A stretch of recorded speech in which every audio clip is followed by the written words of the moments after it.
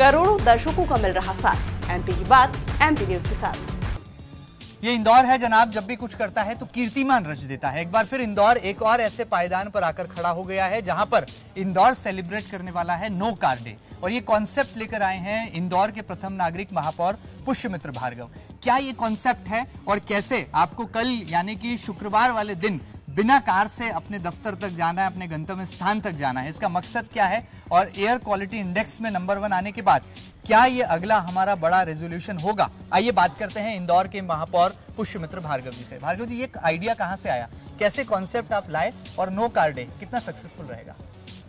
ये आइडिया जैसे ही इंदौर को देश भर में जी स्वच्छ वायु सर्वेक्षण में नंबर 1 स्थान मिला, और वो इसलिए मिला कि हमने अपनी वायु को स्वच्छ रखने के प्रयासों में जितने प्रयत्न किए उसमें हम देश में नंबर 1 हैं। आपको याद होगा जब महापौर बनने के बाद हमने शपथ ली थी तो आप सबने पूछा था कि स्वच्छता के बाद क्या अगला लक्ष्य, तब हमने कहा था कि हम एयर क्वालिटी इंडेक्स पे ज़रूर काम करेंगे। एक ऐसा विषय है जिस पर बहुत काम करने की ज़रूरत है।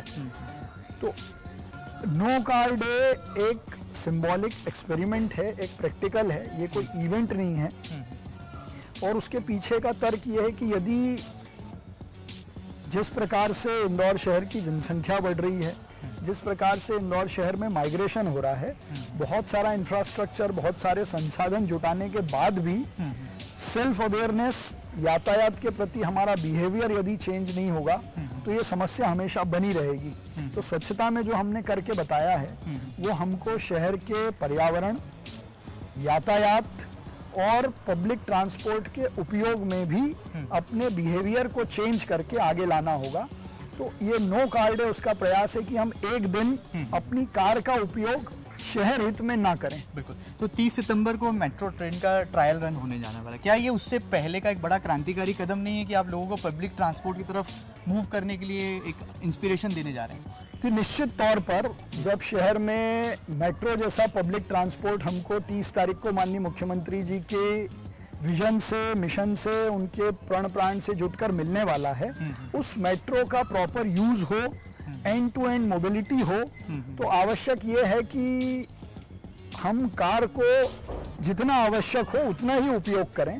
तो ये उसके प्रति अवेयरनेस और पब्लिक ट्रांसपोर्ट के बढ़ावे के लिए बड़ा प्रयास है। बहुत कम ऐसा देखने में आता है, खासतौर पर सार्वजनिक क्षेत्र में, राजनीतिक क्षेत्र में, कि आपके जो धुर विरोधी होते हैं वो भी आपके काम की तारीफ करें और उसको आत्मसात करने की बात करें।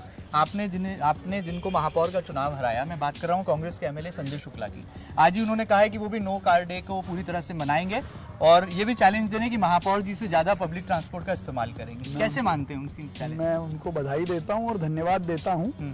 और वैसे भी इंदौर शहर की ये तासीर रही है कि किसी भी अच्छे काम में पक्ष विपक्ष छोड़कर सब सहयोगी पक्ष बन के काम करते हैं।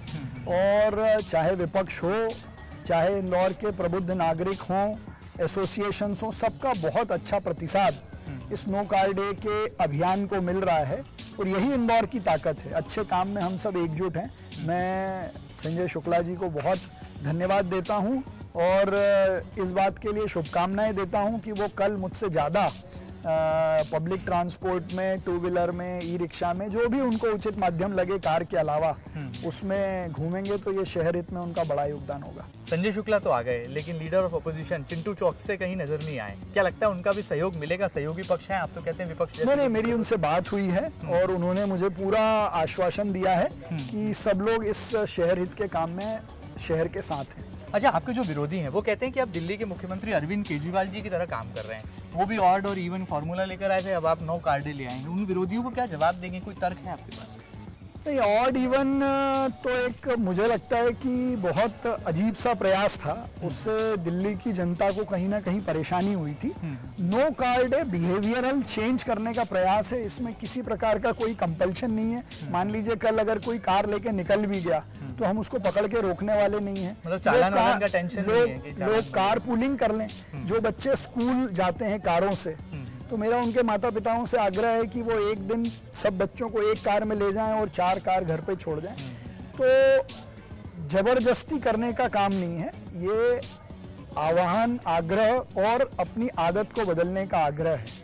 इंदौर की जनता ये जानना चाहती है कि आपका कैसा ये नो कार डे होगा, आप कैसे अपना आवागमन करेंगे, क्योंकि आपके साथ तो बहुत सारे कामों की फहरिस्त रहती है, तमाम बैठके हैं, कई आयोजनों में आपको जाना पड़ता है, आपका कैसे नो कार डे चलेगा?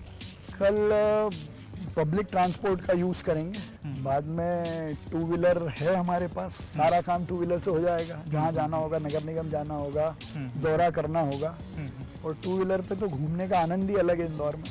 अच्छा, एक गंभीर सवाल, देश के प्रधानमंत्री नरेंद्र मोदी जी भी इस बात को लेकर चिंतित हैं, ग्लोबल वार्मिंग जो एक वैश्विक समस्या है, और हमने देखा केंद्रीय मंत्री नितिन गडकरी वो खुद पहले बैटरी चलित कार का इस्तेमाल करते थे और हाइड्रोजन कार के पैटर्न पर आ गए हैं। क्या आने वाले दिनों में महापौर पुष्पमित्र भार्गव भी ऐसा कोई बड़ा क्रांतिकारी स्टेप उठाने वाले हैं, बीइंग अ पॉलिटिशियन? देखिए, मैंने तो शपथ लेने के बाद भी सिंबॉलिक रूप से ई व्हीकल में ही सफ़र किया था, और अभी भी घर के कामों में मैं परिवार के साथ जब निकलता हूं तो ई व्हीकल का ज़रूर उपयोग करता हूं। और माननीय प्रधानमंत्री जी बहुत ही दूरदृष्टि से काम करने वाले दुनिया के बड़े नेता हैं।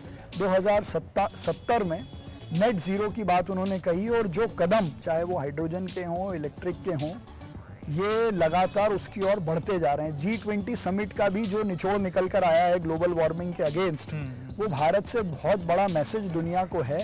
और इंदौर में 45 ई चार्जिंग स्टेशन आने वाले 6 महीनों में तैयार हो जाएंगे। एक का उद्घाटन हम 15 अगस्त को कर चुके हैं। मैं कोशिश करूंगा 2 ई चार्जिंग स्टेशन का कल और करें। मतलब आप एमपी के गडकरी बनने की दिशा में बढ़ रहे हैं, आगे कदम बढ़ा। मैं तो भारतीय जनता पार्टी का कार्यकर्ता हूं, जो जिम्मेदारी मुझे मिली है उसको ठीक से निभा पाऊं। चलिए, संजय शुक्ला का साथ तो आपको मिल गया, एक कांग्रेस के विधायक है जो बहुत साइकिल चलाते हैं, लगातार उनकी साइकिल वो पसीना बहाते हैं और विधानसभा में बहुत सैर सपाटा करते हैं। ऐसे विधायकों से, ऐसे नेताओं से भी अपील करेंगे कि वो आ जाएं और नो कार डे का जो हिस्सा बन जाए? नहीं, साइकिल चलाना शरीर के लिए, स्वास्थ्य के लिए बहुत अच्छा है, लेकिन जिनकी आप बात कर रहे हैं उनकी साइकिल भ्रम की साइकिल है, झूठ की साइकिल है, और इस बार उनकी साइकिल उनकी विधानसभा में पंचर होने वाली है। तो ये एक बड़ा चैलेंज नहीं होगा, क्योंकि वो तो बड़े दावे कर रहे हैं, जीत की यात्रा पर निकल गए और आपकी जन आशीर्वाद यात्रा का जवाब जन आक्रोश से दे रहे हैं। कोई चैलेंज तो नहीं लगता है आपको कांग्रेस देगी राहुल विधानसभा की, अगर आपने बात? कल माननीय मुख्यमंत्री शिवराज सिंह जी चौहान और भारतीय जनता पार्टी के यशस्वी महामंत्री कैलाश विजयवर्गीय जी के नेतृत्व में पूरे इंदौर में जन आशीर्वाद यात्रा निकली। आप सब उसके साक्षी थे। जो आशीर्वाद जनता दे रही है और उसके मन में छोटा सा भी आक्रोश नहीं है, तो ये जो जन आक्रोश यात्रा है ये कांग्रेस के दिखावे की यात्रा है। और भारतीय जनता पार्टी के माननीय मुख्यमंत्री जी के नेतृत्व के 18 साल जनता की सेवा के, जन कल्याण के, गरीब कल्याण के, लाडली बहनाओं के सम्मान के, युवाओं को सीखो कमाओ के, ये सब ऐसा प्रतिसाद है जिससे ये तय हो गया है कि फिर इस बार भाजपा सरकार। चलिए, आपकी बात ये सुनकर मुझे मुख्यमंत्री जी का जो राजनीतिक उदय हुआ था वो कहानी याद आती है कि जैद गांव का एक छोटा सा लड़का जब निकलता है और 17 साल की उम्र में पहला छात्र आंदोलन कर देता है और फिर बाद में मध्य प्रदेश के बड़े जैसे राज्य का मुख्यमंत्री बन जाता है। उनके बारे में कहा जाता है कि वो पाँव वाले भैया हैं, और आप महापौर बने तो लोग आपको पहले वकील के तौर पर जानते थे, एडवोकेट जनरल के तौर पर जानते थे, और अब आपको राजनेता के तौर पर जानते हैं। तो क्या आप भी पाँव वाले भैया की तर्ज पर आगे बढ़ रहे हैं, अपने कदम बढ़ा रहे हैं? ये सियासी कदम है? देखिए, भारतीय जनता पार्टी में कई हमारे ऐसे नेता हैं जिन्होंने पदचिन्ह बनाने का काम किया है। दीनदयाल उपाध्याय जी, श्यामा प्रसाद मुखर्जी, कुशाभाऊ ठाकरे, राजमाता सिंधिया, अटल बिहारी वाजपेयी, माननीय प्रधानमंत्री नरेंद्र मोदी जी, प्रदेश के मुख्यमंत्री शिवराज सिंह जी चौहान। मुझे लगता है कि मध्य प्रदेश में भूतो न भविष्यति ऐसा कर्मठ मुख्यमंत्री हमको मिलेगा। तो उनके बराबर का अगर 10% भी काम हम कर पाएं तो हमारा राजनीति में आना सफल होगा। चलिए, बहुत बहुत शुक्रिया हमसे बातचीत करने के लिए। जाते जाते इंदौर की जनता से क्या अपील होगी प्रथम नागरिक पुष्पमित्र भार्गव जी की, कैसे नो कार डे को वो मनाएं और आपके लिए इस संकल्प को, इंदौर नगर पालिक निगम के इस परिकल्पना को साकार करके कीर्तिमान रचें? नो कार डे शहर के प्रति हमारी जिम्मेदारी निभाने का अवसर है। शहर में जितने भी कार मालिक हैं, कार चालक हैं, मैं उन सब से आग्रह करता हूं कि एक दिन कार को आराम और शरीर को व्यायाम, इस उद्देश्य के साथ हम सब कल का दिन मनाएं और शहर हित में, शहर के पर्यावरण के हित में, शहर के पब्लिक ट्रांसपोर्ट के हित में और शहर पे यातायात दबाव कम करने की इच्छा शक्ति से कल हम अपने घर से निकले। चलिए, बहुत बहुत शुक्रिया। यही है इनोवेशन, यही है क्रिएशन का दौर, इसीलिए कहा जाता है इसे इंदौर। इंदौर जब भी कुछ करता है तो कीर्तिमान भी रचता है और इनोवेशन के मामले में हर वक्त जो है नंबर 1 आने का मादा भी रखता है।